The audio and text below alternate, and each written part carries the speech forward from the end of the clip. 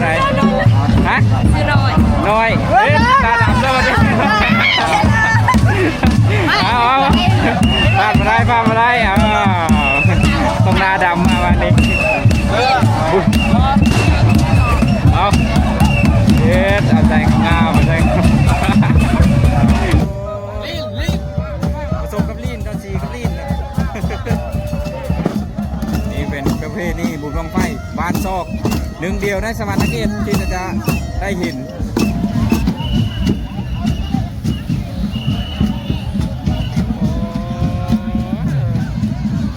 พี่ลึกกะลีลินตมมานี่นะเปิดมืดเดี๋ยวนี้นะว้าวนี่ทุกคนเลยโปวดโผมาทำลินพักกะลีได้มาดีนะสุดยอดเลยยกให้เป็นที่หนึ่งของเพลงสมรรถเกตเลยเราทุกคนการสำหรับตอนนี้น่าจะแง่เอาหมอได้เสร็จแล้วแล้วก็จะเอาบังไฟไปจูดแล้ววันนี้นะทุกคนเลยเพิ่มบรรยากาศเนาะแต่กระเจ้ากำลังเอาบังไฟไปจูดนะทุกคนตอนนี้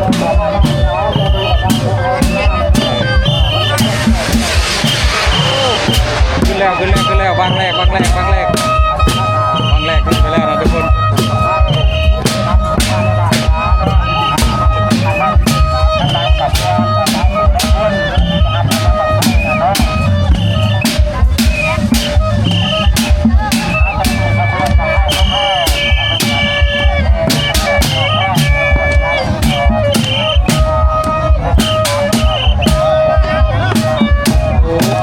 ควันเริ่มไหม้แล้วทอกน้ำมันลิ่งทอกเหล้าใส่นะทุกคนเลยแล้วก็จูด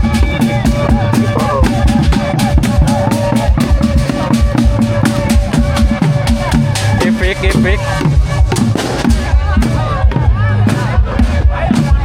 ุกคนตอนนี้เขาเจ้าแห่บังไฟมาแมนหอดทางบังไฟแล้วนะทุกคนเลยวันนี้เขาจะถ่ายบรรยากาศให้ทุกคนได้เบิ่งเนาะการจูดบังไฟหรือว่าการลิ้นขี้ตมของบ้านซอกมันจะเป็นยังไงเนาะทุกคนเนาะเอากับบ่เคยมาจักเชื้อนะทุกคนนะเราลุ้นเบิ่งน้ำกันนะทุกคนว่าจะเป็นยังไงน้องขี้ตมสำหรับน้องขี้ตมก็ไม่น้องเดียวนะทุกคนลงเบิดหมู่บ้านและมือนี้นะคนในมือนี้เนาะมางานบุญในมือนี้ถือว่าลายขนาดนั้นทุกคนเต็มเดินเลยมือนี้นะคนนะลายข้ากะลีโอ้ยว้าวเลยงานนี้มีซูม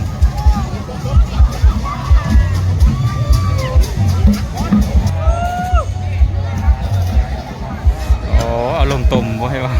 อาการมันร้อนทุกคนเลยลมก็เป็นตะลมอยู่ต่อไปก็จะเป็นเท้าผู้สาวและลงตุ่มต่อไปนะทุกคนคิวต่อไปนะ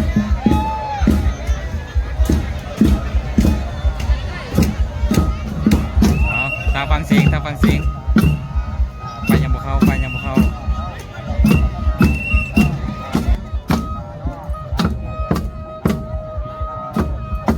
คิวต่อไปคือการลงตุ่มมาเนี่ยบังไฟยังมาได้จูดเด้อทุกคนเลยแต่เราหางบังไฟมี2หางเนาะทุกคนเนาะมีหางนี้น่าจะจูดบังไฟมื่นได้แต่กับหางนี้จูดบังไฟ6 โล5 โล6 โล3 โลก็ว่ากันไปนะทุกคน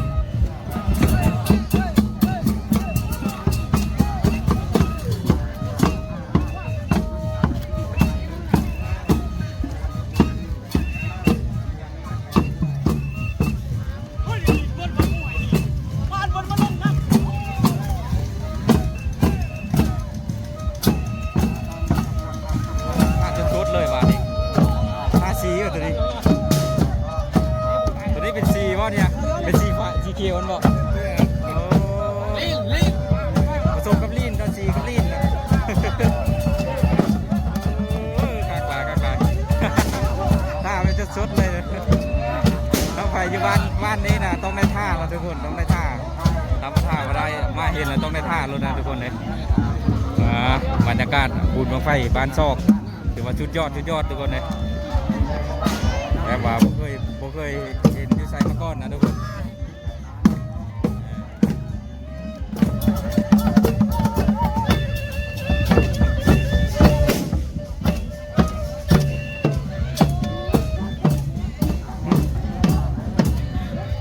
ลูกตุ่มไว้เมาส์เอาลูกตุ่ม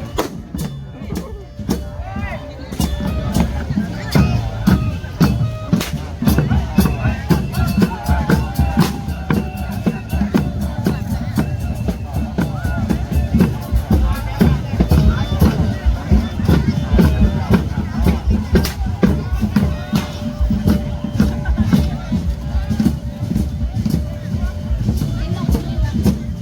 องที่ตมนะน้องเดียวมีน้องเดียวนะทุกคนลิ้นเบิดมือเลยมือนี้นะเบิดหมู่บ้านเลยมาลิ้นอยู่นี่แล้ว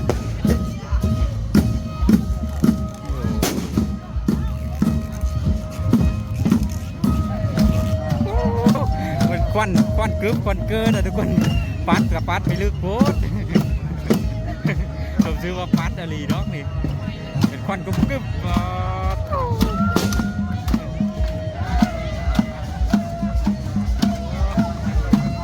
ถือว่าชุดยอดบ้านนี้เนาะเดี๋ยวก็ว่าจะคักกว่าพ่นซิมได้ทุกคนเพราะว่าอยู่พ่นซิมเขาเจ้า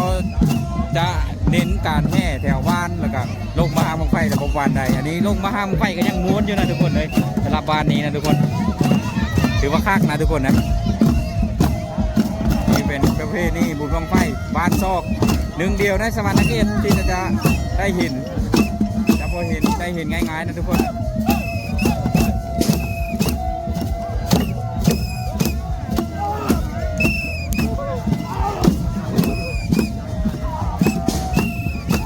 เฟกพร้อมคักนะทุกคนนะ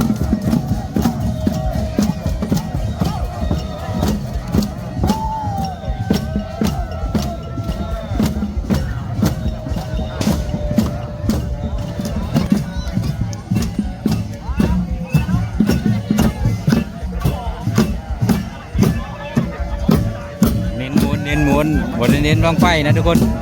บังไฟจะเป็นโบราณปันใดแต่ว่าเน้นม้วนอย่างเดียวบ้านนี้สำหรับบรรยากาศตอนนี้คือว่าคนลงมาเต้าร่วมกันอยู่ในทานบังไฟหรือว่าห้างบังไฟเนาะทางหน้ามันก็จะเป็นน้องที่ต้มมีให้ลงพร้อมแก่การยังดีอยู่น้องที่ต้มนี่มีน้ำนะทุกคนถ้าผมมีน้ำนี่โอ้โหบอกเลยว่ามันเทิงแน่นอน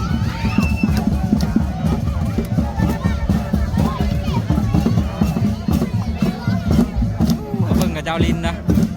ยอดขนาดนั้นทุกคน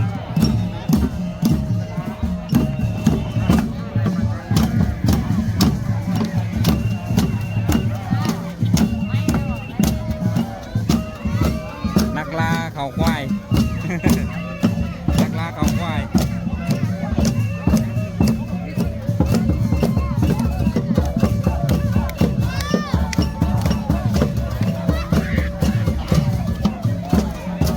คนเท่ากับมากม้วนคนเท้ามักม้วนหรือคนเท้ามักม้วนคนเท้ามักม้วนโอ้มีทุกรูปแบบนะทุกคนเลยเอส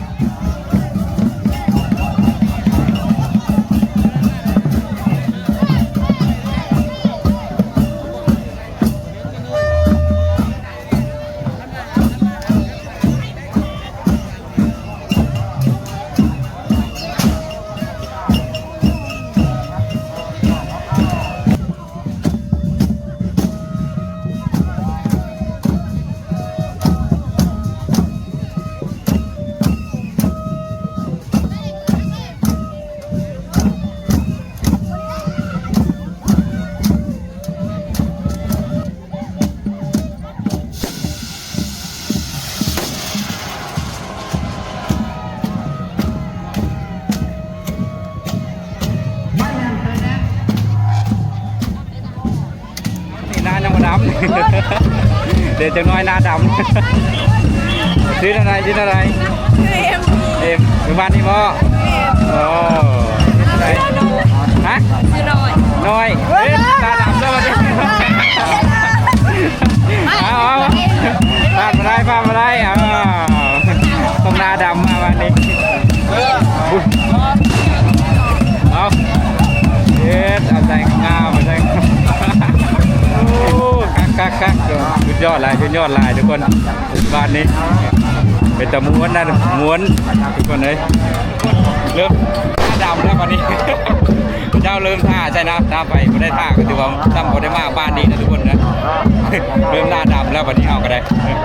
สำหรับคุณบ้านนี้ถือว่าม้วนข้างหน้าทุกคน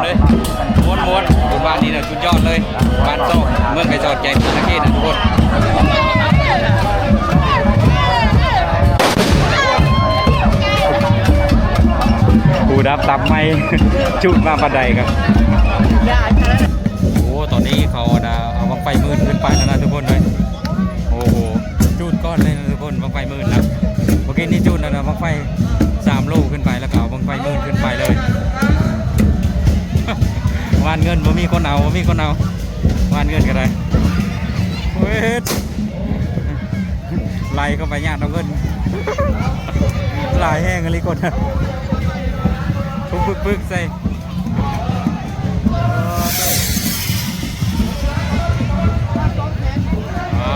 ตอนนี้นะบังไฟเริ่มจะจูดแล้วนะทุกคนบังไฟมื่นเมื่อกี้นี้จูดบังไฟ6 ลูกขึ้นไปแล้วก็เอาบังไฟมื่นขึ้นไปเลยนะทุกคนเลยบังไฟตอนนี้นะกำลังจะจูดนะทุกคนเลย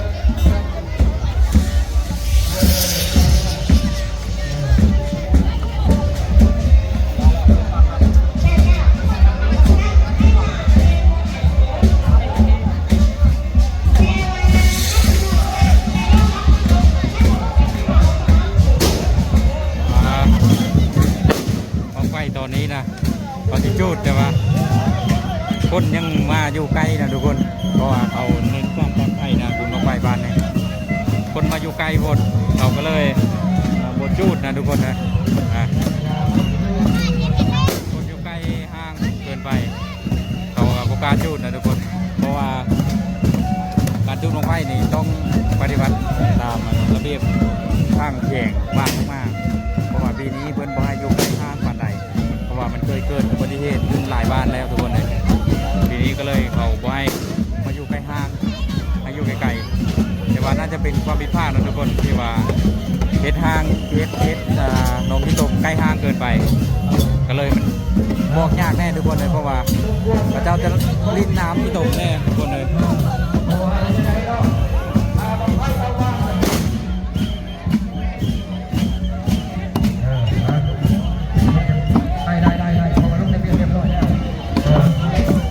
เอาลงตรง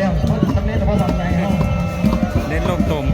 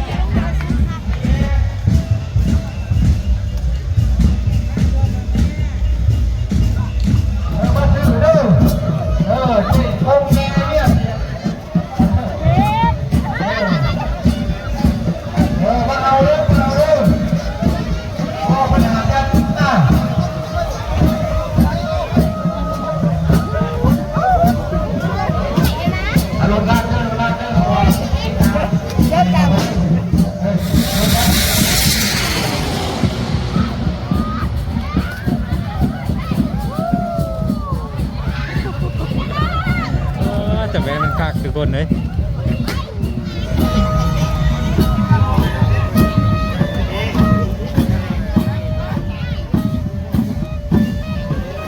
เกาหลีคักเกาหลีนะทุกคน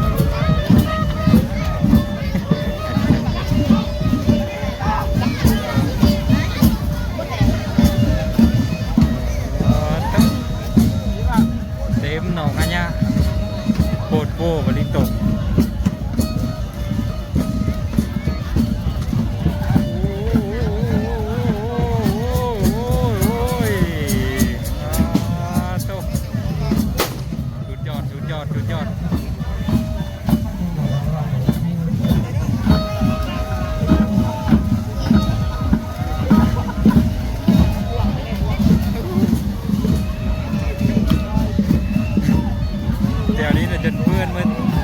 เพื่อนจะมืดแถวนี้นะทุกคนเลย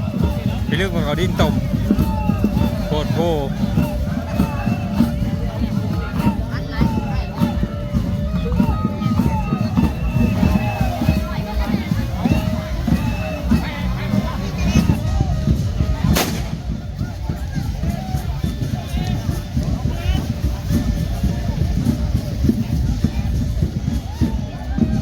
บิ่งไงนะทางห้างน้อยนี่นะทุกคนนะบุญบังไฟทางห้างน้อยนี่ทางห้างใหญ่บุญเขาเจ้าพนันกันลิ้นพนันทางนี้เป็นจุดถวาย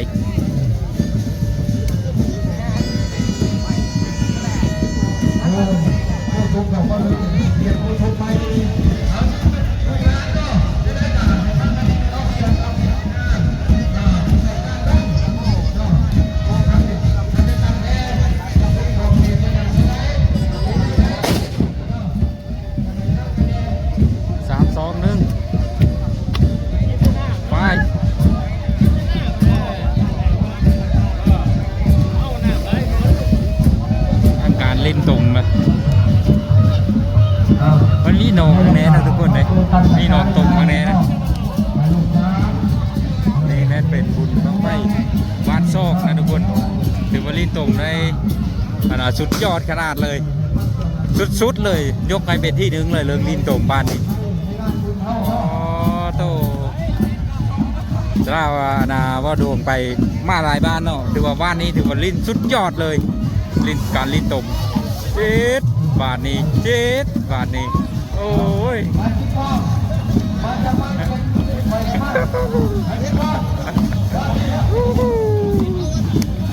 เอาจน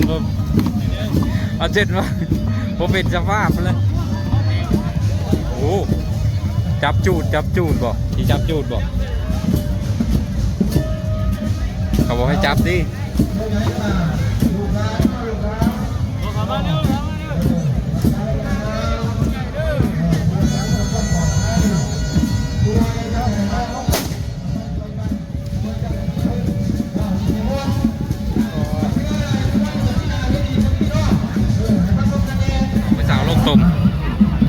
เบิดสภาพเลย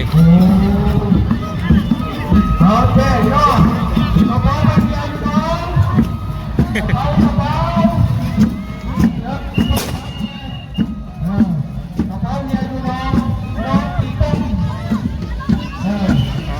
ต้องเบิดเจอสภาพ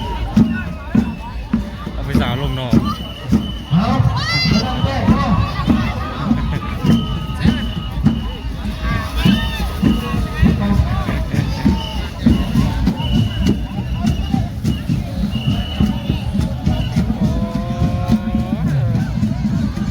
ลึกกะลีลิ้นตมมานี่นะ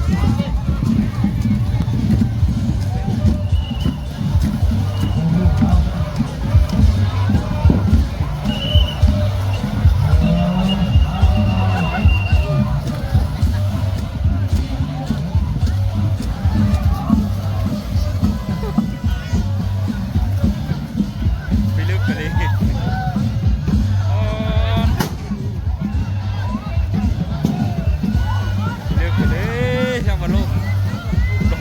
ลงก็ลงโพดโป้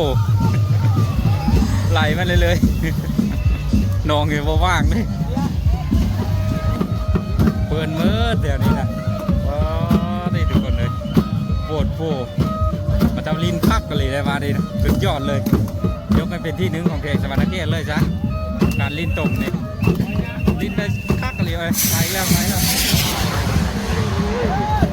บังไฟนี่โดนขึ้นเถอะตัวลายนี่เน้นลิ้นกี่ตม เน้นลิ้นม้วนอย่างเดียวบ้านนี้โบชน